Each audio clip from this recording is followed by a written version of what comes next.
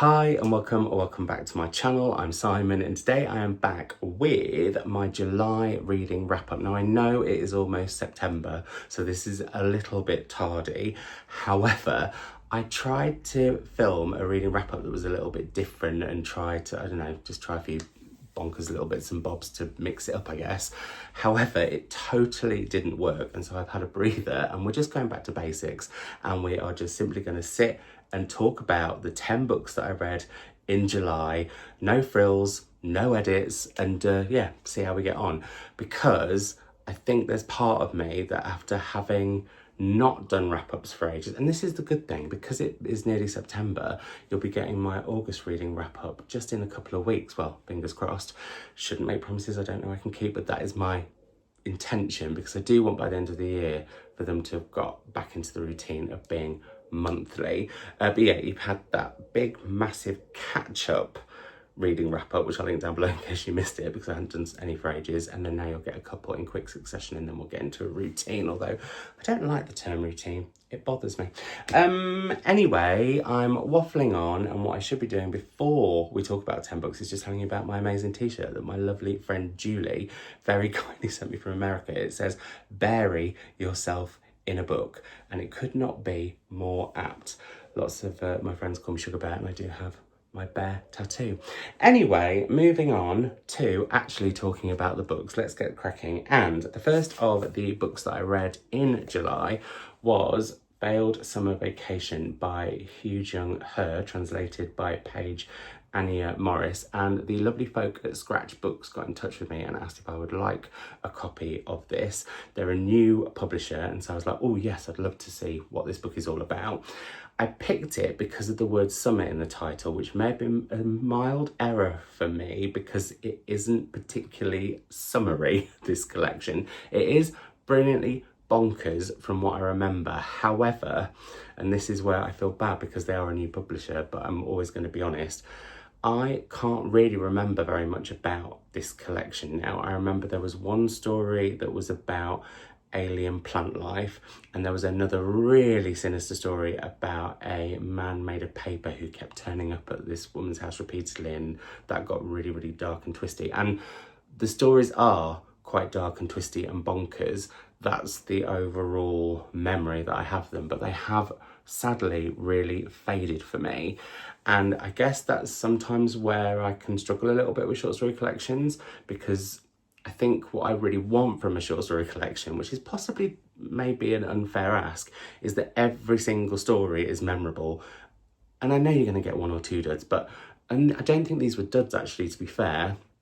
I just don't really remember them, but I do remember enjoying the experience. So if you're looking for a collection of tales that's a bit otherly, a bit dark and twisty, then you will probably very much enjoy this, but I don't know if it's one that you'll remember forever, sorry. Then, I still wanted that summer hit, and I don't know what's wrong with me this year, because I love autumn and I can feel it sort of in the air, but yet I'm feeling quite sad already for the loss of summer, and that has never happened to me in all of my 43 years. It's quite an odd feeling, but anyway, yeah, I wanted a book that gave me a real summer hit, and this certainly did. This is How to Survive a Summer by Nick White, and this tells the story of Will, who is a lecturer in film.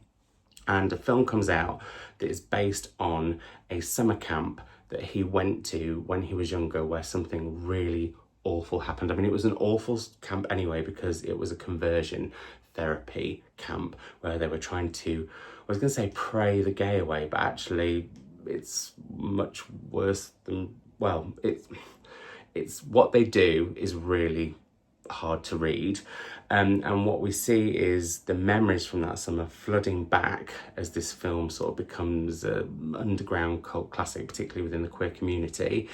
And I found this, well, there's lots that I really enjoyed about this book, in the fact that it sounds like there's a big book coming. No, I promise there isn't.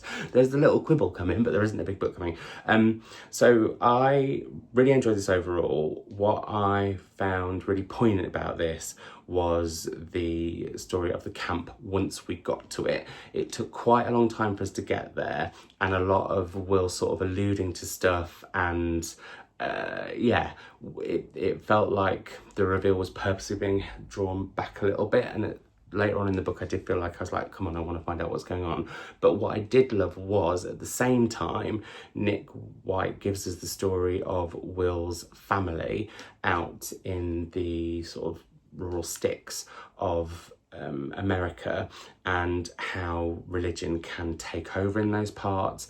Also how there can be myth and legend weaved into those parts, particularly this swampy area of land that became this summer camp. The atmosphere in this book is so brooding and so brilliant. Even in the modern sections, like some of the scenes going to the cinema where Will is watching this film about something, although I say that it's based on something awful that happened, without spoilers, they're not quite as similar as initially I thought they were going to be. But anyway, but the scenes in the cinema where he's watching this slasher fic, they're really unsettling. Also, the way it looks at how internalized homophobia can be built up, that I found really, really fascinating. But yeah, I'm really enjoying this year, and I'm thinking of Tall Bones by Anna Bailey, reading these sort of literary mystery thrillers that are set in the rural wilds of America and look at what it's like to be queer there, and how othering that can be, and how the sort of extremities of how people respond to that. Yeah, this I very much enjoyed, but like I said, I kind of felt like it went on a little bit towards the end, but overall a really, really well book.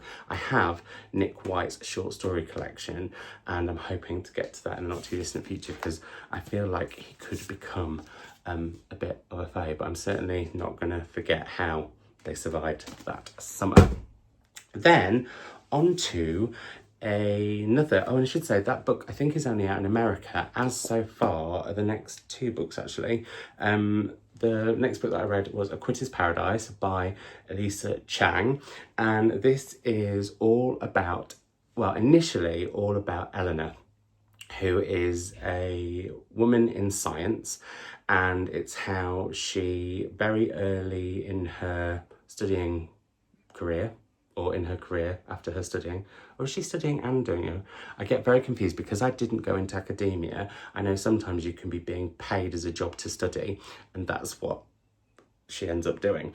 Anyway, she very early on in that studying / career phase of her life, wow, I've massively overworded that ridiculously, she meets a man that she falls in love with, and she secretly marries, much to her mother's fury. And as the book goes on, we learn more about the relationship that Alina had with her mother. Her mother, and this isn't a spoiler because you know this from the beginning, her mother then dies, and what we slowly but surely learn about is the situation that Alina's family were in when they came over to America from, I believe it is Taiwan, in the late 1970s. And that story, as the modern story of Alina goes on, becomes bigger and bigger and bigger. And this to me was one of those brilliant debuts where the author has thrown absolutely everything into it. And so it's quite a lively book and full of lots of thoughts and ideas, particularly around, actually I don't want to say too much, because as her family story comes from the past comes to the fore, it does really shine a very uncomfortable light on America and how it has treated particular people. But I feel like you need to go on that journey, so I'm not saying anymore. But it had so much going on sometimes that I felt like it was slightly at the expense of some of the characters, and I feel like because there was so much going on, it needs to just be eked out a little bit more to get the real sort of fullness that I knew could be delivered, and I think probably will be in Elysha's second or third novel. I'll definitely be reading whatever she writes next. There's also a scene with is it a marmoset or a monkey? And I'm going to be really cross with myself that I can't remember, but that I just thought was absolutely fantastic. I will say there are scenes of testing on animals in this book that might make some of you feel very uncomfortable, but in a way they mirror slightly to something later, even if not obviously. That was a connection that I made. That all sounds very vague. I'm super duper sorry, but I wouldn't want to ruin it for any of you who decide that you do want to give this a whirl, and I would recommend you do give it a whirl. Then on to what I think is probably, well, then there were quite a few favourites actually in July, but there's something about this that I just found so, well, it's a beautiful story, and it's something I've not quite seen done before, and I need to get the right term for how the author describes this book. Yes, this book is described as a biomythography, and it is Coleman Hill by Coleman Foote, and this is Kim Coleman Foote writing her family history through people in her family who've given her snippets into particular characters that come to the fore as you read the book. And boy, oh boy, you will not forget them. And I mean, there is a whole incredible cast of characters in this book, and it does cover several generations. It starts with the Great Migration in the early 1900s, which I didn't know very much about at all. And if you've got any recommendations for other books about the Great Migration, I would love those in the comments down below, because I'm certainly keen to read more around it, especially having thought that this was so powerful and so insightful into what happened. But yeah, like I said, we follow this, well, I was going to say it's mainly matriarchs, and it kind of is, but it's more the voices of the women in the family. However, we do alternate into some of the male characters. But what I loved about this so much, considering it's a book about someone's own family, is how Kim Coleman Foote creates such wonderfully vibrant, flawed, tricky characters that I just was so compelled as I read on. And what I loved is, even though you wouldn't stay with necessarily the same character or person within the Coleman family, you always still got bits of them at different points. And so the whole family sort of, well, you go along with the whole family and travel through time with them through Kim's incredible writing. There is a grandmother in here that I will never forget, because, well, let's just say she's an absolute character, and I wouldn't have wanted to get on the wrong side of her. But what I love is also how Kim looks at why people become the people that they are, why they behave in the way they behave. It also gave me an absolutely fascinating insight into some of the lesbian whorehouses of the time. I feel like there's potentially a whole book about that, if there isn't already, and if there is already, I would love you to recommend those in the comments down below. But yeah, I love this, and I love the way it unflinchingly looked at how hard it was for people at the time, but also how people kept going and the hope they had. And there's pictures throughout as well, which I thought was wonderful, because then you got to sort of see the characters too. And it sounds like, I mean, I love this one chapter, sorry, let me just show you the pictures. There you go. So there's one example of some of the pictures of some of the family members, but even some of the chapter titles are so brilliant, which is more How to Kill Gra Coleman and Live to Tell About It. And there's various different styles of writing that Kim Coleman weaves into these. So that, for example, is a list, and it's the grandchildren listing the different ways they could possibly kill this woman, and if they could get away with it. But yeah, I just thought it was done so wonderfully, and was really, really hooked by it. And it goes in time order, which I really, really enjoyed. And like I said, you leave characters that you loved, but then you go back to them through other characters' eyes. And I thought that was fascinating too, is how different people can be so differently perceived by those close to them, and how they interact with other members of their family. Some they favour, some they really don't, some they do until something happens and then they judge them. Yeah, this I just thought was a fantastic, well, what's the term again? A fantastic biomythography, but also just an absolutely corking novel. And I hope this gets picked up somewhere in the UK, because I thought it was absolutely brill. Then a book which I have the American edition of, but also the UK edition of, because it's out in both. I don't know why I explained that. So then I have a book that I bought the American edition of, but then it came out in the UK and I got a proof of, so it's out in both, so you can get your mitts on this a bit more easily.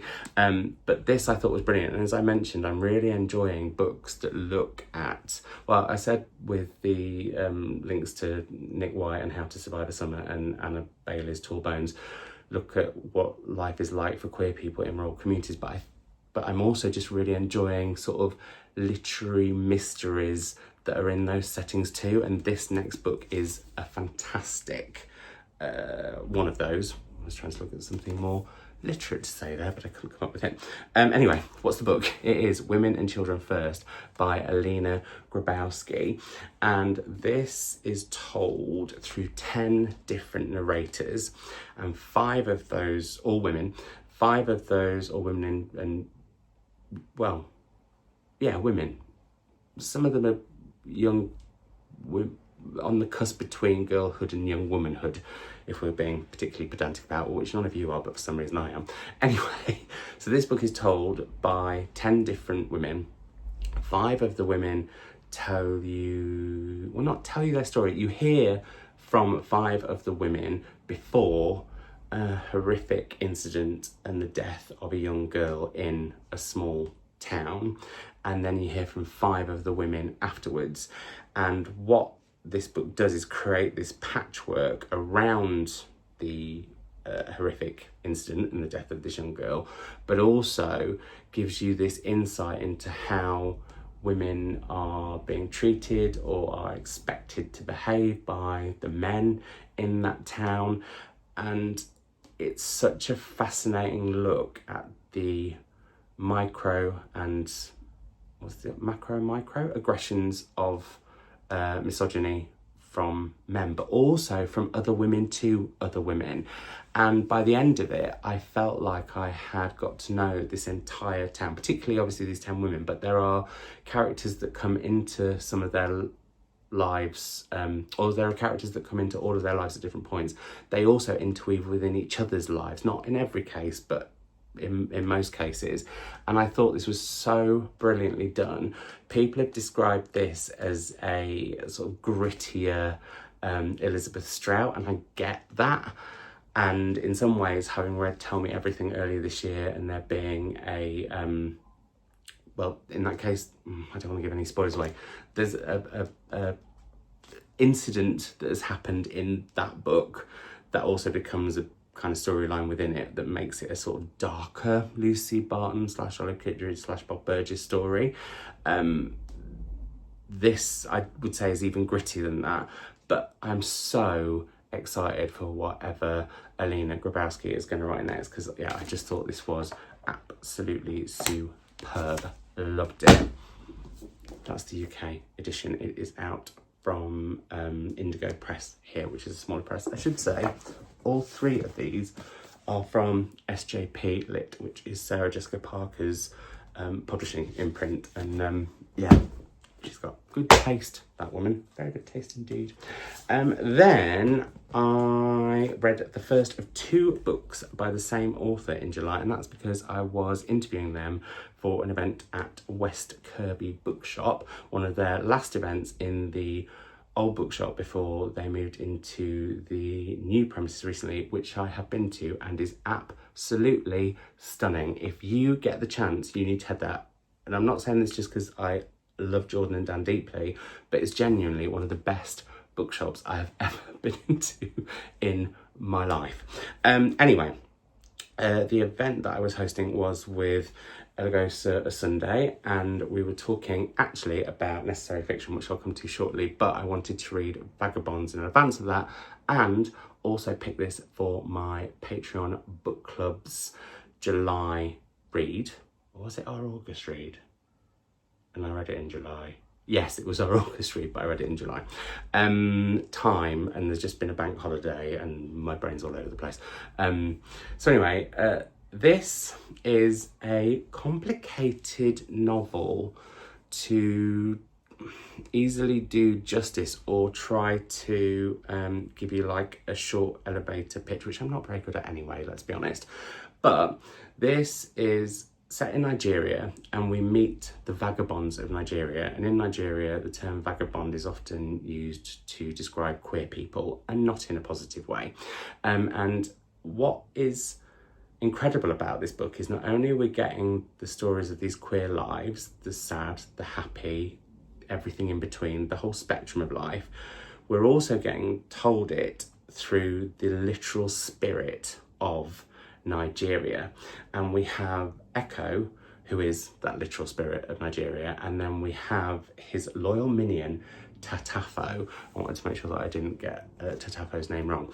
And there's this kind of gorgeous tricksiness going on within it all that makes everything a little bit other, but also brings all of the folklore and mythology of Nigeria to the fore as well, which I was totally here for, as I was the queer stories.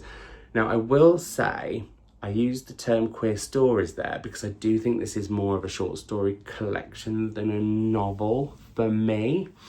And that's not a bad thing, because it's an incredibly memorable and beautiful and in many ways haunting set of stories, which create, and I think I've said patchwork quite a lot in this video, but create a really fascinating patchwork of the lives of queer people in Nigeria, which is a place where homosexuality is illegal, and it's how these people are surviving and also in many ways going through some really, really tough stuff, but also thriving. And that I really, really loved about it. Throw in the myths and folklore, and yeah, I thought this was a corker. What I struggled with a little bit though was this next book, which I have felt a little bit awkward talking about. And maybe this is one of the reasons that I put off filming this for a little bit. However, it is Hunting in America by Tehila Hakimi, translated by Joanna Chen. And this is about a woman from Israel who goes to America for work, and she gets into hunting with some of her colleagues, starts having an affair, and then there's this sort of cat and mouse game going on as to who actually might be the hunter and who is being hunted, not necessarily between her and the animals, but between her and other people, and also what her real intentions are. I don't want to really say more than that, but the reason I have been a bit nervous about something like this, I looked up Tehila Hakimi to see if she had said anything about Palestine, and she hasn't on her socials. Her translator has though, and so that has made me like, do I really want to promote an author who, yeah, all of that, because I'm very obviously pro-Palestine, and indeed, actually I should mention, we'll be joining in with the Reading for Palestine project that the lovely Ross has co-founded on Instagram. I'll link his account down below. He's wonderful. I have had the pleasure of meeting him once in Foyles, and he was just a delight, and I think what he's doing with this is brilliant. So if you want to take part 2, I'll link his Instagram and the Substack below. But it's weird because post reading it, I guess it's clouded it for me. I mean, I didn't think it was a perfect novel anyway. I enjoyed the slight cat and mouse about it, or the who is being hunted and what's really going on.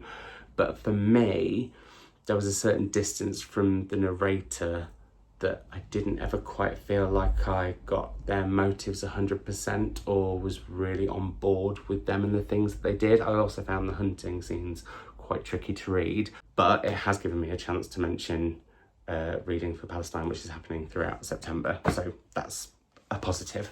Then on to some non-fiction. I picked up, because I wanted to head to something short and sharp, but something quite different, went to Maggie Nelson's Pathemata, or The Story of My Mouth. Now, I was going to say a big Maggie Nelson fan. I am. The Argonauts is one of my favourite books ever. It's a book, I've talked about this quite a few times, not recently actually, but when I used to mention the Argonauts often, or when I mention the Argonauts, I always say it's a book that takes the top of your head off, pours in loads of ideas, pops the top of your head back on, shakes it around, say, go away and have a good think about that. That is all about queer family and identity and bodies, and I loved it. I very much enjoyed this. This is something a little different because it is told kind of through both a stream of consciousness, but also a stream of unconsciousness, because some of it is dreams. Now, this is all initially about Maggie Nelson's mouth. She's been having jaw ache for a really long time, and she documents through short vignettes all the different processes she goes through, or all the different advice, or all the different doctors, or all the different procedures to try and get rid of this pain. At the same time, this is also a book about the effects of the pandemic. It's also a book about her losing, well, a couple of people incredibly close to her through horrific illnesses. One which is incredibly speedy and was very like what happened to my granddad, so that really hit me very emotionally. And it might seem like too slight a book for all of that, but that is in part its genius, because these vignettes are so to the point and so visceral that it has a real emotional wallop as you read it. And once again, I was just in absolute admiration of Maggie Nelson's writing. I have, since reading the Argonauts, read Bluets, and I really want to read Jane and the Red Parts. I want to read those two together because they're about the case of her aunt's murder, which I think is alluded to slightly in here. I couldn't quite work that out. And that would be my only criticism about this, is sometimes because it's so short and vignette-y, you can't quite work out what she's always referring to in terms of, is it to do with one particular person, or is it to do with someone else, or but that's a minor quibble. But yeah, I haven't headed to her big chunky books because I think they're too big brain energy for me. I feel like Maggie Nelson in poetry or vignettes is spot on, but those other books just make me incredibly nervous. Am I being daft? Should I give them a go? Let me know in the comments below. Then to the penultimate book that I read, although the other one I've been reading throughout the year, but so I guess the last book that I read in full in July, and that was the aforementioned Necessary Fiction by Elysha Osunde, and this was the book that we were doing for our event together at West Kirby Bookshop. And this is again a real patchwork novel. We follow quite a big cast of characters, all queer people in Nigeria, and this really looks at how queer life has been for different generations in Nigeria. It looks at those people who had to be closeted for quite a long time. It looks at the joy they have for seeing how things are moving ahead, even though, as I mentioned, it's still not legal, but also how it can become something that embitters you, or I think that's the right term, that can make you bitter, and that can cause, in some cases, internalized homophobia. I thought this was so wonderfully done, and how we got to see this whole spectrum of people and all their different sexualities and all their different life experiences.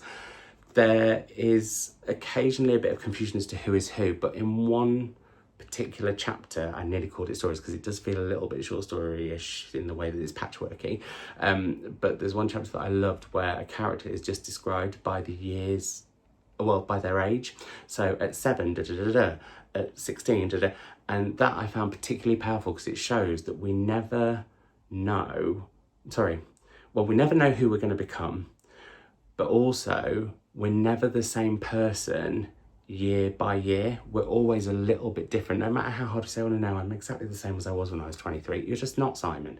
Very, very different person. But also I thought what was really powerfully done in a couple of these stories is show the fluidity of gender as well as the fluidity of sexuality, and how we all too often get far too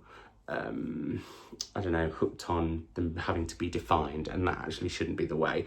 But yeah, again, thought this was brilliantly written. This definitely felt much more of a novel than Vagabonds, because characters do all come back and it does all sort of tie in together towards the end. But I also loved how this book looked at creativity, and it looked at the freedom of expression, but also how creativity is a freedom to escape. And yeah, I thought this was great. And then last but not least, the book that I have been reading since January, and that is the whopping, but also very brilliant, Paper Boat by Margaret Atwood. And this is New and Selected Poems 1961 to 2023. It's huge, and I have been reading them in, sometimes been reading like a whole collection, because there are whole collections in here, like, oh, what's the title of that one? It's the whole collection that I had already got on my shelves, and now I'm having to try and find, even though dearly. So like sometimes with dearly, as I mentioned, I would just sit and read that whole collection. Sometimes I would read a few poems out of a collection and slowly but surely make my way through it. And yeah, it's hard to sum this book up because one, it's poems over such a long period of time. Also because I've read it over quite a long period of time, I can say I enjoyed it immensely. I have been wanting to read more poetry and have never really got on with those, a poem for every spring day, or a poem for every, you know, the seasonal ones, or indeed 365 poems, one to read a day. I don't know, I instantly just fight against, well, why should I only read one? And also I'm not sure how I feel. So to read one author's work, or a lot of works by one author, and to do it at my own pace was an absolute treat. And it has helped unlock poetry a little bit more for me. And as you'll see when we do August's reading wrap up, I have been reading a lot more poetry since. So yeah, I really enjoyed this. Again, because it's such a big collection, I can't really talk about any particular themes, or, you know, there were so many that stood out as favourites that it would be hard to pick one or two, because I can't say exactly how many poems there are in here, but it's, well, a lot. So it goes, I mean, that's not even the first page.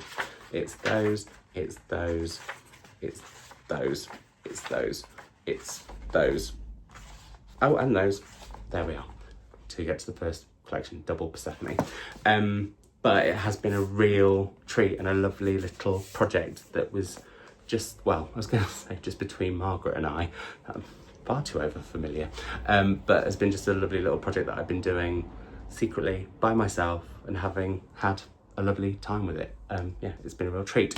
So there we go. Those are all the books that I read in July. I felt very rusty during that, and I need to get slicker and better and a bit more elevator pitchy.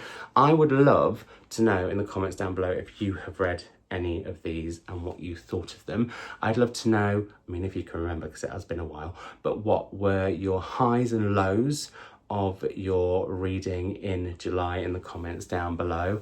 And I'd love to know if you just enjoy a good old sit down, unedited, no frills, no silly shenanigans. I was going to do B-roll and all sorts in the one that I tried to do last week.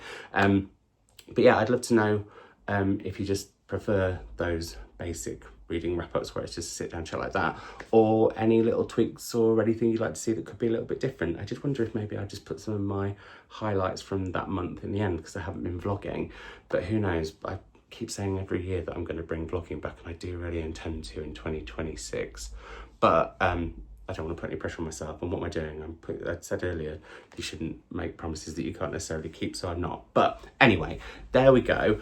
I know I will be back on Sunday with a Spend the Week With Me vlog. Speaking of vlogs, if you've got anything that you'd like to ask about work, be it my day job, be it the events that I do, or just anything about stuff in general, how the cats are, or whatever, that I can incorporate into that video, please let me know those things in the comments down below too. Otherwise, well, I'll keep chatting with you in the comments down below, but otherwise I'll see you on Sunday for that vlog. But if you'd like more savage shenanigans in the interim, my Instagram, my Patreon, my Blue Sky wishlist, all those things are linked down below. I hope you're reading something fab. I hope you're doing super duper well, and I will see you in another video, well, on Sunday. Bye.